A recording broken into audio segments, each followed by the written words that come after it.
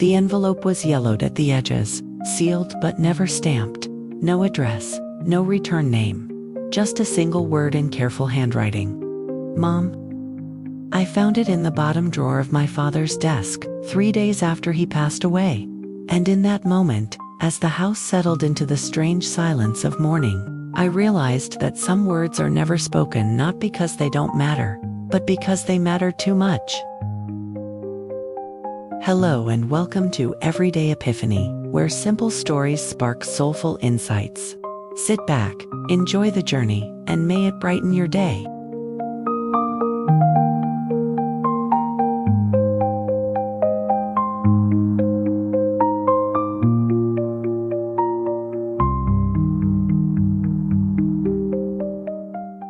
My father was not a talker. He was a fixer of broken hinges, a payer of bills, a watcher of baseball games with the sound turned low. He loved strong coffee, predictable routines, and the sound of newspapers being folded. We weren't estranged, not exactly, just emotionally bilingual. We spoke different languages when it came to feelings. He never said, "I love you." Not out loud, at least. My mother died when I was 17, a quiet, cruel illness that took her piece by piece until she became someone I didn't recognize. I remember one night, just after she had started forgetting names, I walked into the kitchen to find my dad sitting in the dark. He didn't hear me. He was staring at a sticky note on the fridge. It said, "Don't forget the milk," but it was her handwriting. He stared at it like it was scripture.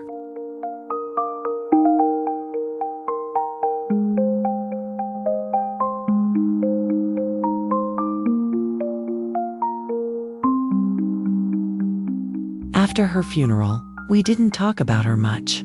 He never told stories, never brought up memories.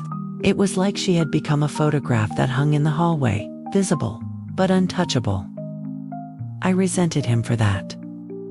As I grew older, we spoke less, not out of anger, just inertia. I moved to Chicago, got a job, got married, got divorced. Life stacked itself around me like boxers in an attic. We'd talk once a month, maybe, birthdays, holidays, always polite, always brief. The last time I saw him alive was a Wednesday in November. He looked older than I remembered, more bone than muscle, more quiet than I was ready for. We had lunch. He asked about work. I asked about his blood pressure. Neither of us asked the questions we actually needed to. And then 3 days later, a neighbor found him slumped in his armchair, TV still on, half a crossword filled out.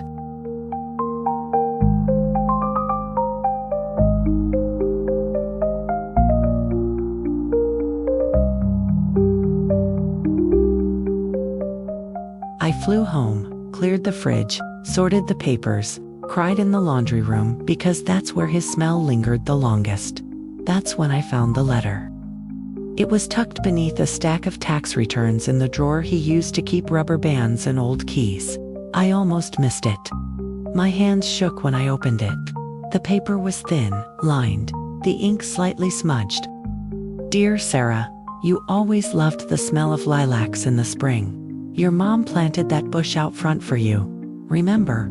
The one you'd sit next to with your little notebook, making up poems about squirrels and birds. I never told you this, but every spring after she died, I'd sit on the porch at night, just breathing in the lilacs, imagining you still there. Imagining her still there. I wish I'd been braver. I wish I had said more. I miss her, every single day. Love, Dad." That was it. One page, unsent, unspoken, unfinished.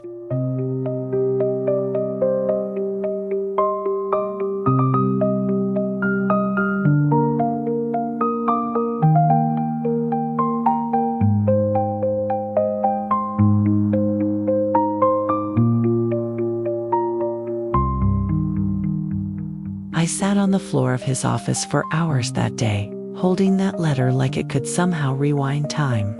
I read it over and over until the ink felt etched into my skin.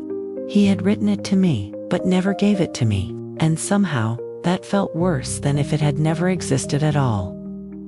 Why do we do that? Why do we wait until the moment has passed to say what we truly feel? Why do we let fear, or pride, or habit, keep us from telling the people we love that we do love them? I used to think regret was about mistakes, about doing the wrong thing. But this was about not doing the right thing. And that's a quieter kind of pain.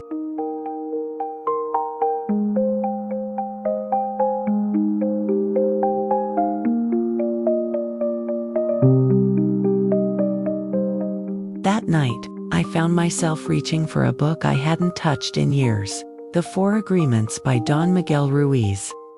It was one of those self-help books someone once gave me during my divorce. I never finished it, but that night, I flipped to the section I remembered. Find the courage to ask questions and to express what you really want. Communicate with others as clearly as you can to avoid misunderstandings, sadness, and drama. It hit differently now. My dad didn't lack love. He lacked language. He didn't know how to say the things that sat heavy on his chest. And I never asked. We were 2 people sitting across a table of unsaid things.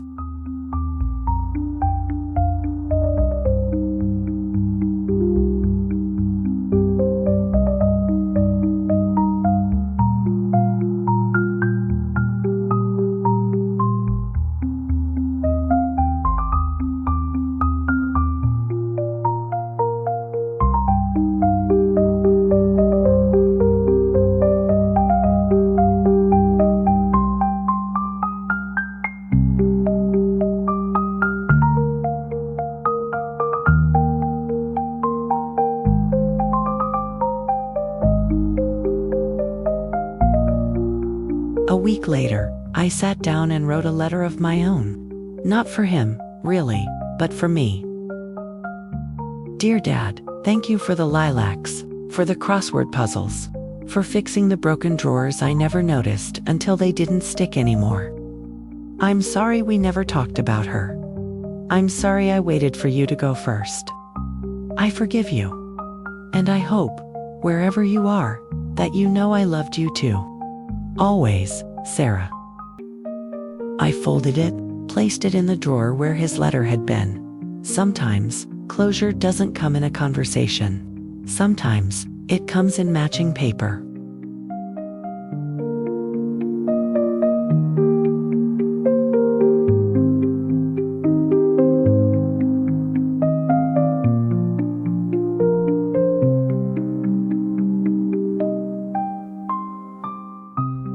I think about that letter often. The one he never sent, the one I never received until it was too late. And it's made me wonder, how many of us carry around sentences we never say? Apologies, gratitude, love.